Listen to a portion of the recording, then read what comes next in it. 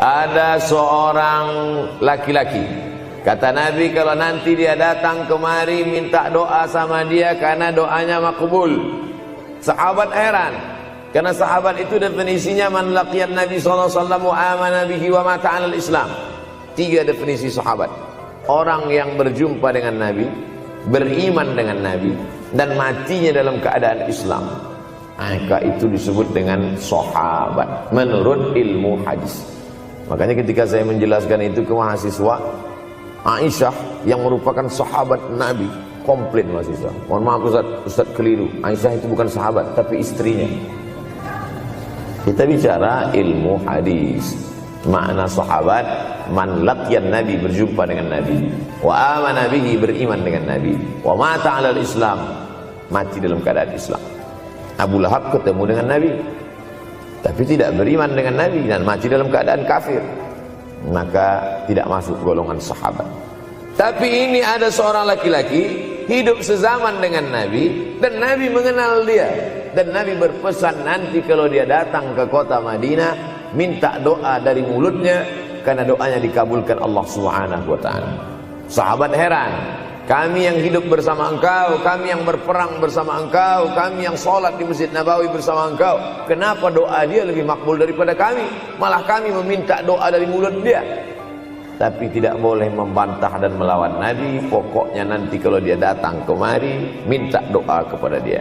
Setelah Nabi Muhammad SAW meninggal dunia, laki-laki itu pun sampai ke kota Madinah, berjumpa dengan sahabat. Sesuai dengan yang dijanjikan Nabi, mereka pun meminta doa kepada dia. Namanya Uwais Al-Qarni. Makanya Uwais Al-Qarni tidak ada masuk dalam buku biografi sahabat.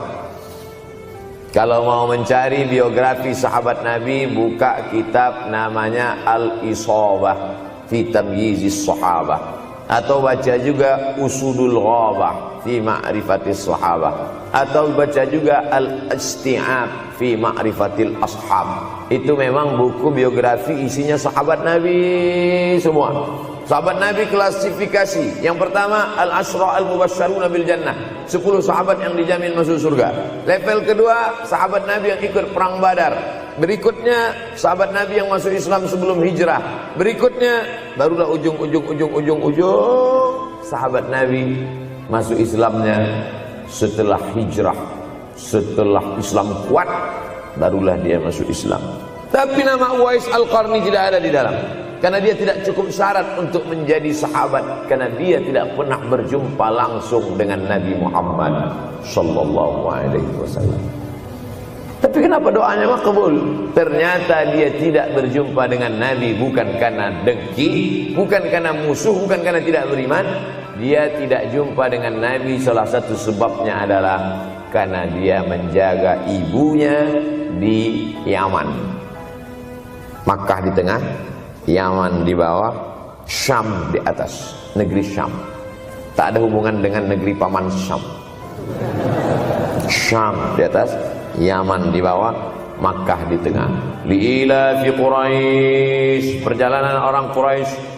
Ila fihim rihlatash shita'i was-shaib, perjalanan syita musim dingin, shaif musim panas. Musim dingin mereka ke Yaman, musim panas mereka pergi ke negeri Syam. Kenapa dingin ke Yaman? Karena Yaman ini kalau musim dingin tidak terlampau dingin, salju tidak turun. Kalau pergi ke negeri Syam, salju turun. Palestina, Yordania, Suriah, Lebanon. Suriah, Lebanon ada salju. Maka musim panas Nabi pergi ke negeri Syam, karena kalau musim panas di Yaman panas sekali. Sedangkan ke negeri Syam panasnya tidak seberapa. Perjalanan orang Arab Quraisy ini diceritakan Allah, di negeri Yaman itulah tempat kampung Uwais Al-Qarni. Tidak sempat dia berjumpa dengan Nabi, tapi doanya lebih makbul daripada orang-orang yang berada bersama Nabi, karena keutamaan berbakti kepada ibu. Kalau sama ayah boleh ngelawan Pak Ustaz? Enggak juga.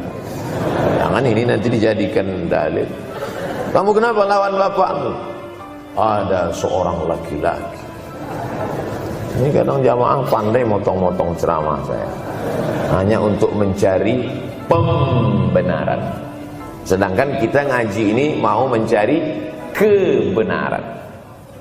1000 dalil bagi orang untuk mencari kebenaran, tapi ada 1001 hujjah untuk orang yang suka mencari pembenaran. Nah, jadi kalau saya bicara tentang ibu, sesungguhnya ayah sudah masuk. Karena tanpa ayah kita juga bukan apa-apa dan bukan siapa-siapa. Walaupun jatah ayah sepertiga, sedangkan ibu lebih daripada itu. Man ahaqqun nas bi husni suhbati. Siapa orang yang paling layak mendapatkan baktiku ya Rasulullah? Ummuka. Summa man, siapa lagi? Ummuka. Summa man, siapa lagi? Ummuka. Summa man, abuka. Itu yang menyusun itu Nabi SAW, bukan saya. Itu makanya ibumu, ibumu, ibumu, bapakmu. Kenapa Nabi 3 kali? Kenapa Nabi menyebut laki-laki 1 kali, perempuan 3 kali? Karena ibumu mengandung, ibumu melahirkan, ibumu menyusukan. Siapa yang mau dapat 3 kali? Coba yang 3 ini.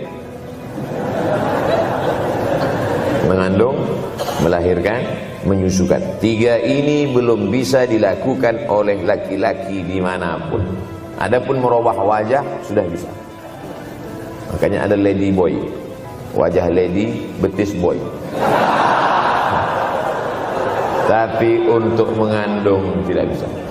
Ana Rahman, aku ini Rahman, kata Allah. Syaqaqtur rahim wa ja'altu lahu isman min ismi. Aku ciptakan satu makhluk di dalam perut perempuan, maaf, namanya rahim, dari namaku. Ini yang belum bisa dibuat dokter dimanapun di dunia ini, menciptakan rahim, belum bisa. Andai terpecah rekor ini, maka kebanggaan luar biasa bagi LGBT. Tidak bisa. Sampai hari kiamat tidak akan bisa, janji Allah. Karena Allah mengatakan dalam hadis qudsi, Ana Rahman ja'altu lahu isman min ismi. Maka ada satu makhluk dalam perut perempuan yang diciptakan, diambil dari Asmaul Husna. Sehebat-hebatnya laki-laki, dari ujung rambut sampai ujung kaki tidak ada di tubuhnya ini yang diambil dari Asmaul Husna, tak ada. Bahwa namanya dari Asmaul Husna ada, Abdus Somad.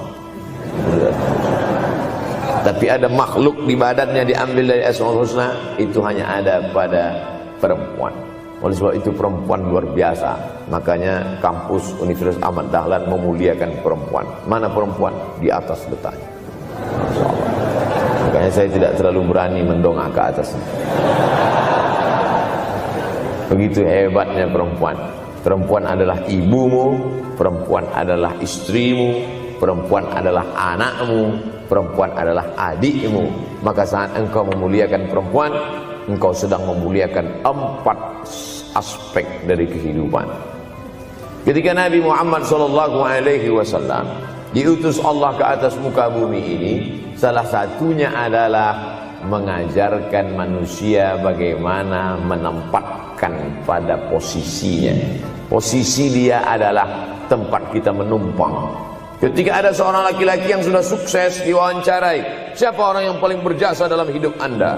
Dulu waktu saya merantau ke Yogyakarta, belum ada apa-apa, saya sempat numpang di rumah dia selama 4 bulan, kata seorang artis dalam sebuah wawancara. Begitu bangganya dia berkata, itulah orang paling berjasa kepada saya karena saya sempat numpang di rumahnya 4 bulan. Tapi ada yang dia lupa, bukan rumahnya yang kau tumpang, bukan ruang tamunya yang kau diami, sempat numpang di perutnya 9 bulan 10 hari. Tak pernah kau sebut.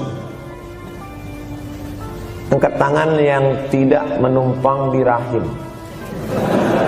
langsung dari planet Mars langsung kemari.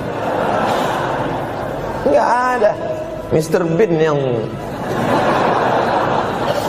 kita semua sehebat apapun pernah menumpang di perutnya. Oleh sebab itu makanya dosa yang paling mengerikan adalah kalau ada orang jual sabu-sabu, peminum khamar, di dunianya bahagia, happy, senang. Itu Ustaz, pengedar narkoba, hidupnya aman, adem, ayam, tentram. Di akhirat azabnya baru diberikan Allah Subhanahu wa taala. Ada orang yang pelakor senior Tapi hidupnya di dunia senang-senang saja. Di akhirat nanti azabnya ditunda. Namanya istidraj. Istidraj diambil dari kata daraja, tertunda. Azab yang tertunda. Sudah jadi judul sinetron. Azab yang tertunda. Tapi ada satu perbuatan dosa yang pasti di dunia dirasakan. Apa itu? Durhaka pada orang tua. Orang yang durhaka pada orang tua, di dunia dia tetap dapat, di akhirat dapat sekali lagi. Itu janji Rasulullah SAW.